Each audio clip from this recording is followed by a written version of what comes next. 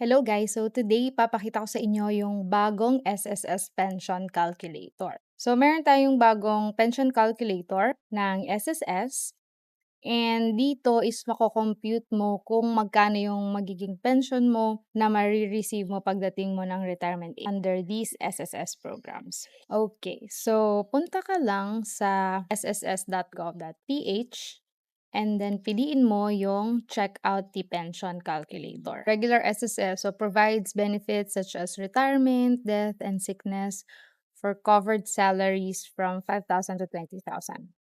Mandatory Provident Fund forms part of SSS contribution for covered salaries above 20,000 that goes to the member's individual account with pension based on total contributions plus net earnings. And voluntary contribution. So, ito yung pension booster. May additional voluntary savings na at least 500 pesos para makapag-earn ka ng income para ma-boost yung pension mo. Okay, so before that, my name is Novi. I'm a freelancer and content creator. So, hindi po ako employee ng SSS or I'm not affiliated with SSS. Gumagawa lang po ako ng content about SSS para ma-educate and ma-empower yung kapwa ko Pilipino. So, para alam natin kung ano yung mga benefits natin as a Filipino citizen and para mas aware tayo sa mga benefits natin. Any questions about support or like yung mga password, forgot password nyo, I cannot answer that. And so if you like my content, please subscribe to my channel for more contents like this. And meron din akong mga content about freelancing, how to make money online. So please follow nyo yun. Okay, so next step is proceed. And then makikita nyo dito, pension calculator. So current age. So kunwari ang age ko is 25. Tapos, kunwari, current monthly salary ko, kunyari, is 30,000. Tapos, gusto kong magkaroon ng monthly pension na 15,000. So, I can afford an additional monthly savings of 2,000 siguro. Ayan. So, ilagay nyo yung current age nyo, yung sweldo nyo, or income. Tapos, kung magkano yung gusto nyong monthly pension. So, hindi pwede kasi dito yung 30,000 din. Pero sana mas mataas, no? Para mas kung magkano yung sinasahod mo ngayon, mas tataas pa yung mga bilihin, mas tataas pa lahat. So, dapat sana mas tinaasan nila yung monthly pension. Kung kaya namang mag-contribute ng mas mataas ng member, di ba?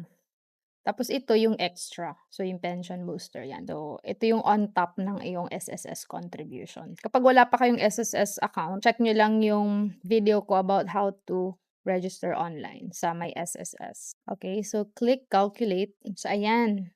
So, 2060 daw ako magre-retire. So, syempre, joke lang naman yung age ko dyan. Hulaan nyo kung ano yung age ko, lagay nyo sa comment section. At kung sino makahula ng tama, meron akong gift. Char. Ang regular SSS, nag 15,300. Mandatory Provident Fund is 12,000. So, pension booster is 4,000. Total ko is 31,445 at the age of 60 years old. So, starting today, ang regular SSS na aking ihuhulog ay 3,000. Tapos yung mandatory provident fund na 1,500. Pension booster na 500. So, total 5,000 per month yung ihuhulog ko sa SSS para magkaroon ako ng regular SSS na 15,000.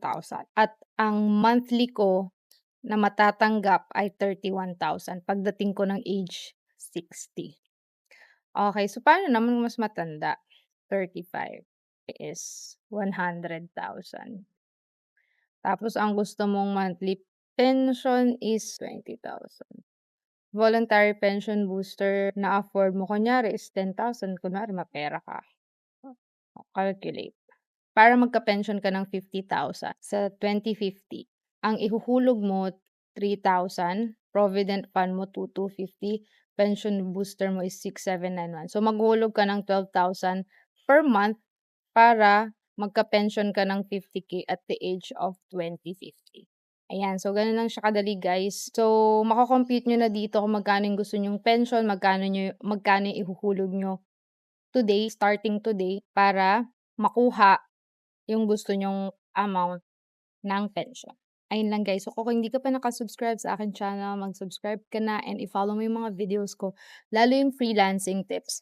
Kasi Kung hindi sapat yung work mo today, yung income mo, puwede kang mag-side hustle as a freelancer. So, as a freelancer puwede kang kumita ng more than dun sa income mo today. So, puwede kang kumita ng, at least puwede kang kumita ng extra 30K per month. So, depende yun.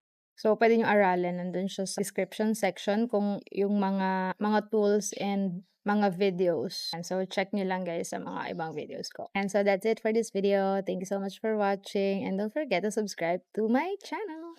Bye!